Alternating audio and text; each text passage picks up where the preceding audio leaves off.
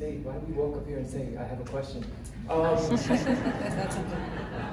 Quantum physics, right? There's one theory of it that says that the beginning of time as we know it may not be, maybe there was something before it that isn't as, I forget which theory it is in quantum physics, where they said that the beginning that we're saying isn't really the beginning, that there's like this little space of like quantum stuff that went on before what we believe as the beginning of the universe is.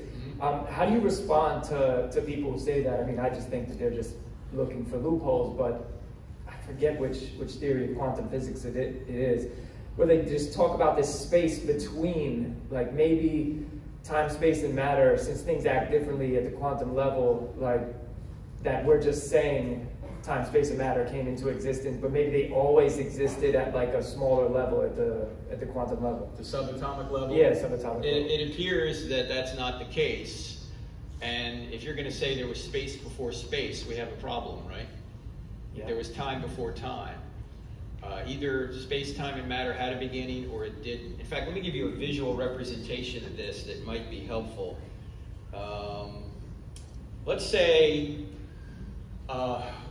we've got a timeline here, and we don't know how far back this goes. We don't know if there was a creation. Let's just say we don't know. Okay, here's today, there's yesterday, there's the day before yesterday, there's last week, right? Okay, here's my question. Can this timeline be infinite into the past? No. Why not?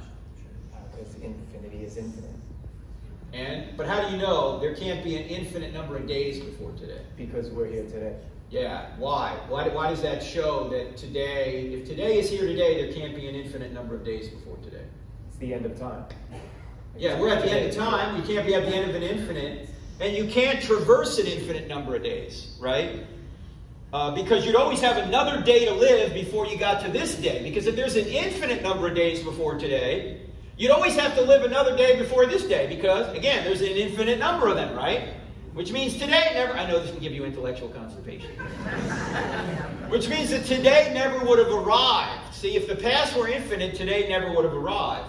And as you just pointed out, you can't be at the end of an infinite.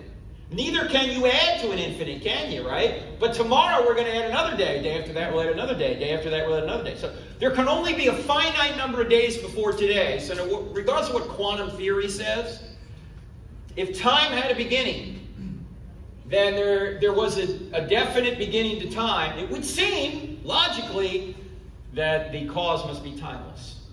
So you can answer it philosophically instead of like... Yes, instead of just the science. And as you may know, there are about 10 different interpretations of the quantum level. And no one knows what the right one is. In fact, Richard Feynman, who was a well-known physicist who was an atheist, said, if anyone tells you they know for certain what's happened at the quantum level, they're lying. Yeah. Because there's so many different ways to interpret it. Awesome. Thank you. All right. Sorry, All right. I'm supposed to say awesome.